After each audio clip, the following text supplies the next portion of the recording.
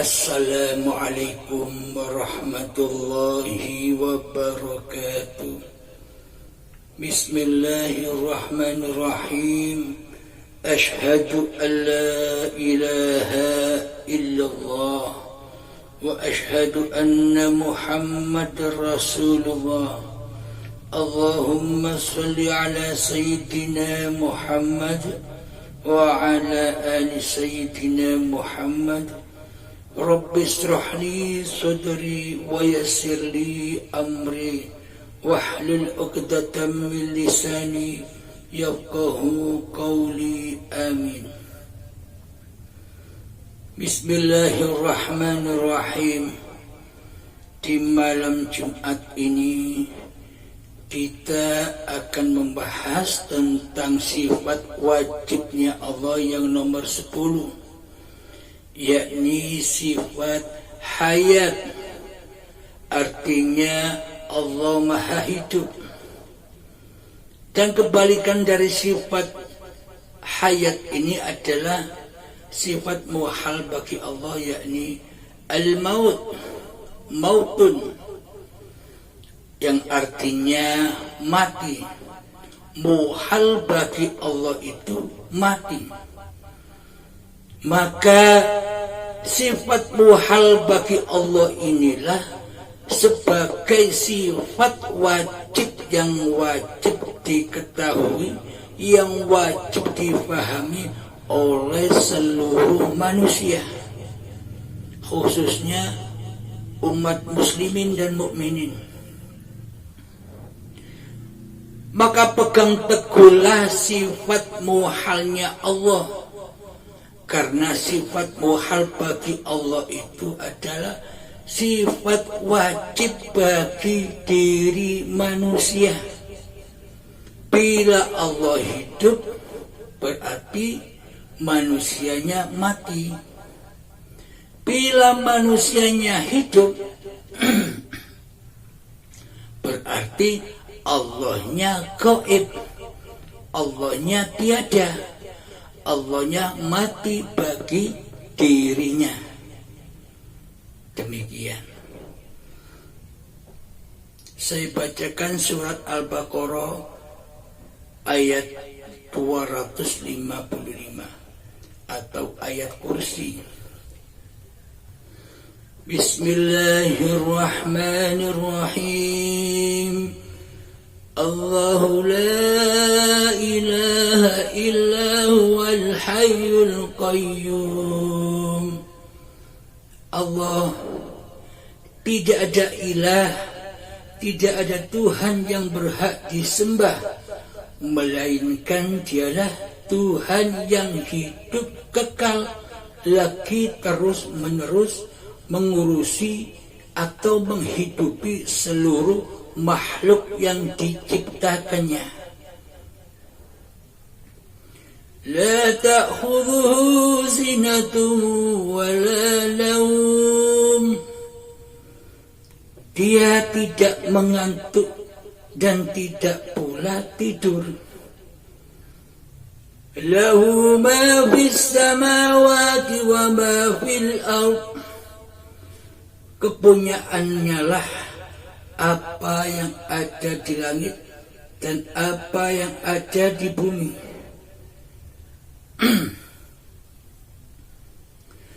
Man dzalladzi yashfa'u 'indahu illa bi'idznih. Tiada yang bisa memberi syafaat di sisinya tanpa seizinnya. Ya'lamu ma baina aydihim wa ma khalfahum. Dia mengetahui apa-apa yang ada di hadapan mereka dan di belakang mereka. وَلَا يُحِيطُونَ بِشَيْءٍ مِّنْ عِلْمِهِ إِلَّا بِمَا شَاءَ. Mereka tidak mengetahui ilmu Allah melainkan apa-apa dari apa yang dikehendakinya. Wasi'a kursiyyuhus samawati wal ard.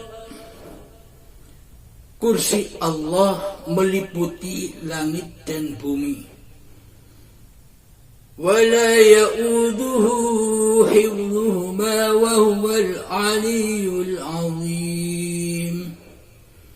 Dan dia tidak merasa berat memelihara keduanya. Dan dia maha tinggi lagi maha agung. Bismillahirrahmanirrahim. Mari kita kupas sedikit demi sedikit ayat kursi ini. Bismillahirrahmanirrahim. Allahu la ilaha illa huwal hayyul qayyum. Allah tidak ada ilah, tidak ada Tuhan yang berhak disembah, melainkan dialah Tuhan yang hidup kekal, lagi terus menerus mengurusi, menghidupi seluruh makhluknya. Yang dikatakan Tuhan itu adalah hidup yang kekal, hidup yang terus menerus mengurusi seluruh apa yang diciptakannya.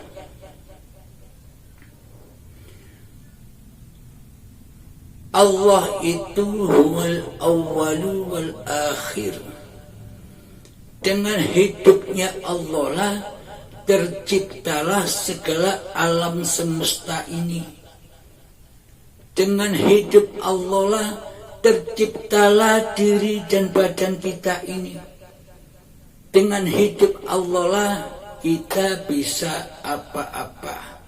Kita bisa bergerak ke sana dan kemari. La ta'khudhuhu sinatun wa la naum. Dia tidak mengantuk dan tidak pula tertidur. Ada sebagian sahabat bertanya, wahai Pak Halim, bila hidup ini Allah, maka jika aku ngantuk, jika aku tertidur, berarti Allah itu ngantuk dan tidur. Bagaimana menurut pandangan Anda? Begini.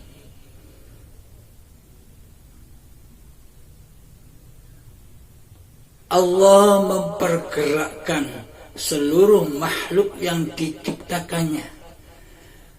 Seumpama hidup, seumpama Allah itu ngantuk, seumpama Allah itu tertidur, maka hidup seluruh apa-apa yang diciptakannya, seperti seluruh manusia, seluruh malaikat, seluruh setan, seluruh iblis, seluruh hayawan, seluruh tumbuhan, dan seluruh makhluknya akan tertidur pula.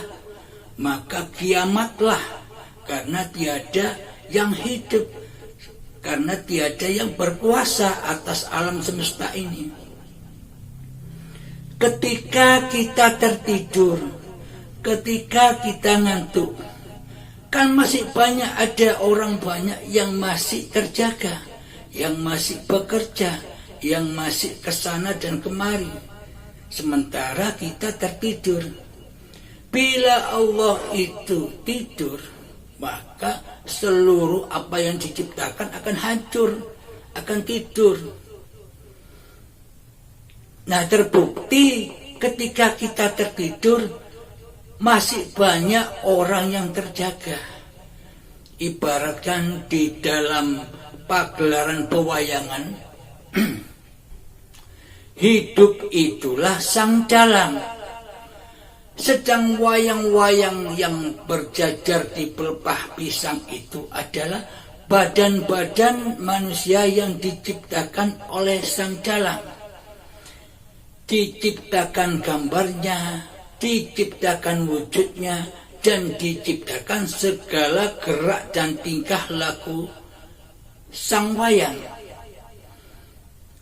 Maka sang dalang berkuasa untuk menggerak-gerakkan wayang-wayangnya, untuk melakonkan wayang-wayangnya. Dikala wayang itu sedang tidak dimainkan oleh sang dalang, itu tandanya wayangnya ditidurkan, didiamkan. Sedangkan sang dalang memainkan, memerankan wayang-wayang yang lainnya. Bila sang dalang itu tidur, maka tak akan ada pagelaran isi dunia ini. Maka dari itu bukti bahwa hidup itu Allah, maka disitulah kesempurnaan Allah. Ya muqallibal qulub, tsabbit qalbi ala dinik. Wahai zat yang membolak-balikkan hati, tetapkanlah aku di dalam agamamu. Maksudnya, wahai zat yang membolak-balikkan hati, ada yang terjaga, manusia ada yang tertidur, manusia ada yang taat, manusia ada yang maksiat, manusia ada yang berdosa, manusia ada yang berpahala. Seluruhnya itu ciptaan hidup, ciptaan Allah. Ya muqallibal qulub, wahai zat yang membolak-balikkan hati. Hidup itulah yang membolak-balikkan hati. Terkadang iman, lalu kufur, terus iman lagi. Terkadang taat, lalu maksiat, terus taat lagi. Maka jangan memandang laku di keduanya. Pandanglah hidup yang menguasakan di dalamnya. Maka hati kita akan tsabbit qalbi ala dinik. Hati kita akan selamat memandang dari selain Allah. Jika kita memandang selain Allah, maka Allah akan gaib bagi kita. Bila kita selalu memandang Allah, maka segala sesuatu yang diperankan oleh Allah itu gaib buat kita. Yang ada hanya Allah lah yang berperan atas diri manusia kita dan manusia yang lain.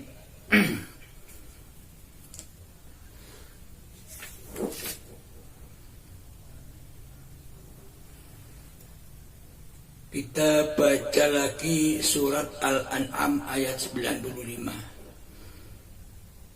Inna Allaha falikul habbi wan nawa, yukhrijul hayy minal mayyiti wa yukhrijul mayyiti minal hayy. Dzalikumullah wa anna tufakun. Sesungguhnya Allah menumbuhkan butir tumbuh-tumbuhan dan biji buah-buahan. Dia mengeluarkan yang hidup dari yang mati dan mengeluarkan yang mati dari yang hidup. Demikian ialah Allah. Maka kenapa kamu masih berpaling?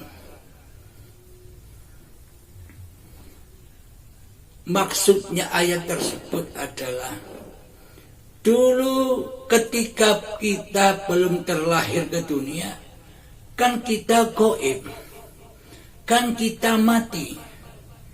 Yang hidup sebelum kita adalah manusia-manusia sebelum kita, yakni nenek moyang kita, para aulia Allah yang terdahulu, para nabi-nabi dan para rasul. Saat itu kita masih mati, kita belum ada, kita masih gaib.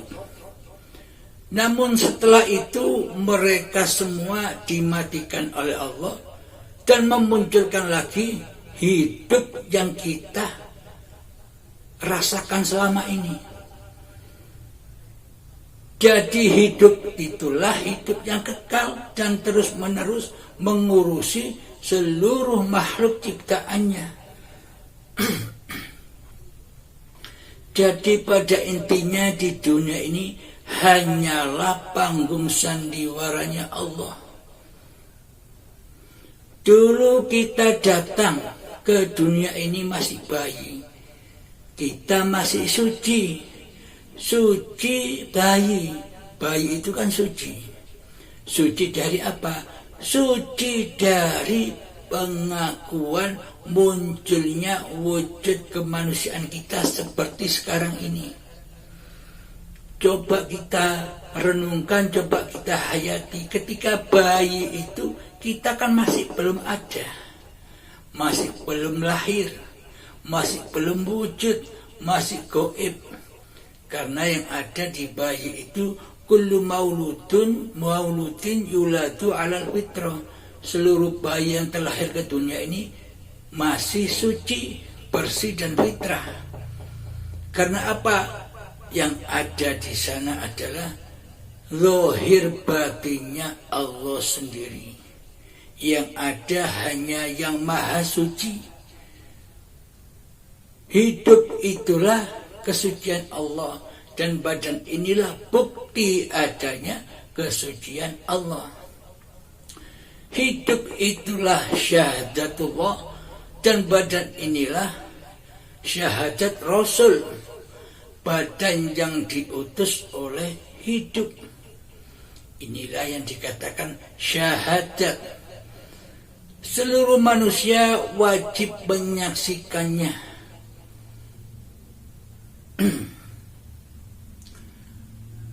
Demikianlah tentang sifat wajib bagi Allah yang nomor 10, yakni sifat hayat. Bahwa hidup inilah Allah. Kita mengaplikasikan, mempraktekkan di dalam latih zuhud kita. Duduk, berdiam diri, hendingkan diri, pejamkan mata, kembalikanlah bahwa hidup ini Allah. Hancur leburkan pengakuan diri kita bahwa hidup ini hidup manusia kita. Persembahkan kembali, abdikan kembali bahwa hidup ini Allah. Lakukan itu di dalam zuhud kita. Baik zuhud secara khusus ataupun secara umum. Jika secara khusus, ambillah waktu yang lenggang. Di atas jam 9 sampai jam 12 malam. Minimal duduk 1 jam. Merasakan hidup, kembali masuk ke dalam diri. Bertapa di Gua Hira seperti bertapanya Kanjeng Nabi Muhammad SAW selama 15 tahun di Gua Hira di Mekah sana. Akan tetapi Gua Hira, hakikat Gua Hira itu adalah hati kita yang selama ini gelap gulita, yang selama ini kita tinggal keluar menyaksikan di luar diri. Kita tidak pernah masuk ke dalam diri, ke dalam gua kita, ke dalam makam kita. Kita terkubur di dalamnya. Maka berziarahlah ke makam kita, ke Gua Hira kita, sehingga Gua Hira itu akan terang benerang dengan cahaya Allah, dengan cahaya hayatullah. Semoga Allah selalu membimbing kita semua, karena mursyid sejati itu adalah hidup yang selalu membimbing, menjaga, mencukupi seluruh kebutuhan kita sejak dari tanah hingga saat ini sampai nanti kembali menjadi tanah lagi. Hidup inilah Allah. Assalamualaikum warahmatullahi wabarakatuh.